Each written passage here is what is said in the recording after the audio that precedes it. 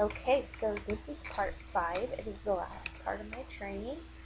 And this is just going to be, we've talked already about classroom management, how I use Blackboard Collaborate in my classroom, or for my classroom actually, um, and different ways to get students to interact. So last part I just want to talk about is creating aesthetic whiteboards. And that's just, to me, that's my motivation, is to make them a little bit more creative. And you can really spend that time before your lessons um, planning what you're going to do very well. And then if you, like I was talking to a new hire at our school yesterday, and I said I always pick my whiteboards.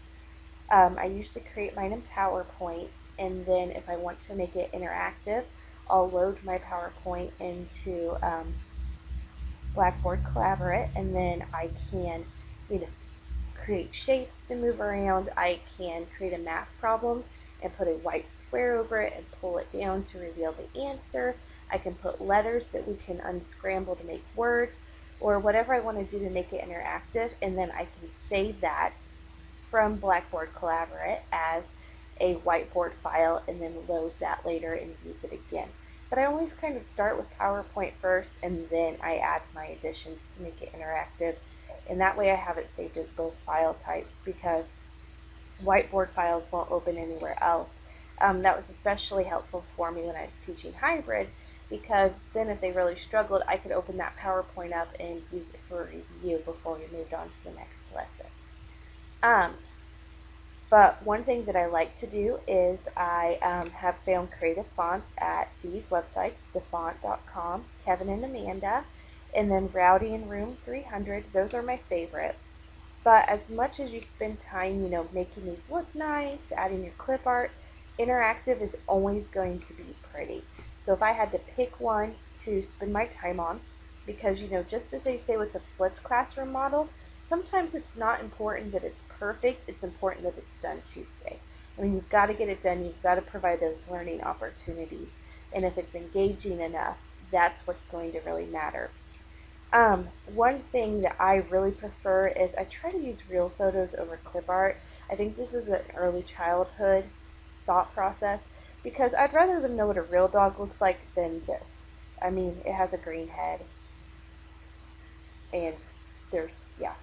So that doesn't give them a good idea of what an actual dog looks like. This can give them an example.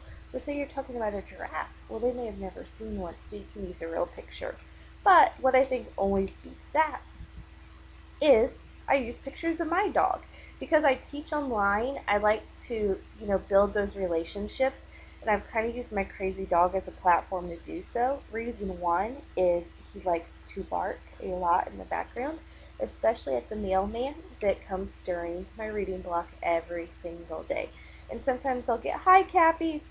So they know who he is. That gives them, a connection to me, and I can always share his pictures as a quick warm-up, but it's something we can bounce back from and get back on topic. So, don't be afraid, especially, I mean, I know it's rare for me to be a virtual kindergarten teacher, but it still helps your students get to know you. I like to do the same on my class webpage as well.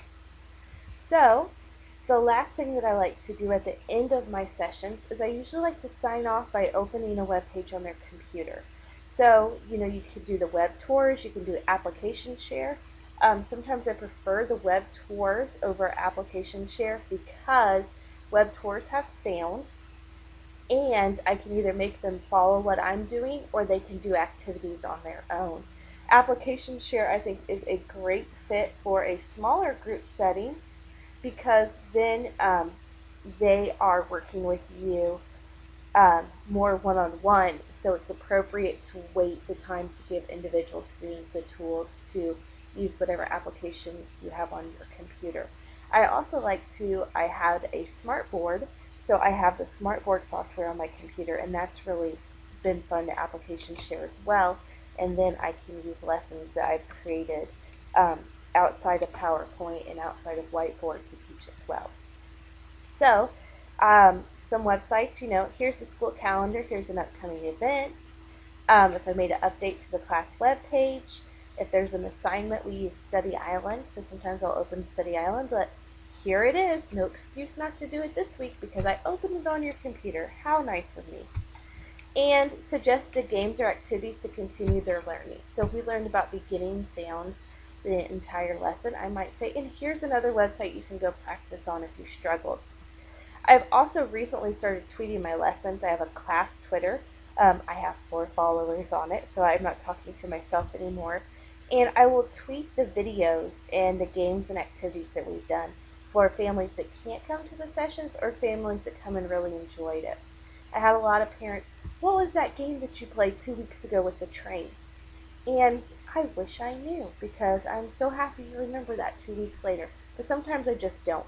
So this has been helpful for me too to send them to it and post all of it. So if you have any questions, you can't grab a business card because you're watching the presentation, but here's a digital copy. I really love, this has been a passion of mine as being a connected educator this year. I've been building my PLN. So I take questions. I would love suggestions. Anything that you have done that has worked really well, please share it with me.